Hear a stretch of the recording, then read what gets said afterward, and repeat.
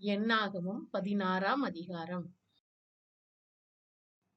மோசேக்கு முன்பாக எழும்பியது எத்தனை பேர்? 252, 250, 254. சரியான பதில் 254. கர்த்தர் எவனை தெரிந்து கொள்வாரோ அவன் பரிசுத்தமாயிருப்பான். யார் யாரிடம்? மோசே கோராகு மற்றும் அவனுடைய எல்லா கூட்டத்திடம். கோராகும் அவன் கூட்டத்தாரும் யாருக்கு விரோதமாய் முறுமுறுத்தார்கள்? ஆரோனுக்கு விரோதமாய். இந்த மனிதருடைய கண்களை பிடுங்க பார்க்கிறாயா?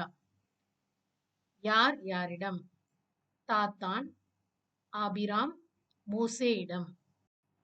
எத்தனை தூப கலசங்களை கர்த்தருடைய சந்நிதியில் கொண்டு வர வேண்டும்? 250.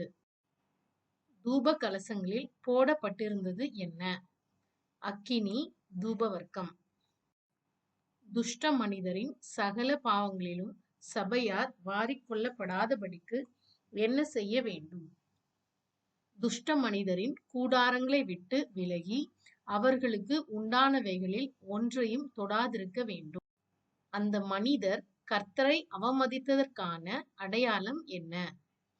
பூமி தன் வாயை திறந்து உயிரோடே பாதாளத்தில் இறங்கத்தக்கதாக அவர்களையும் அவர்களுக்கு உண்டான யாவையும் விழுங்கி போடும்.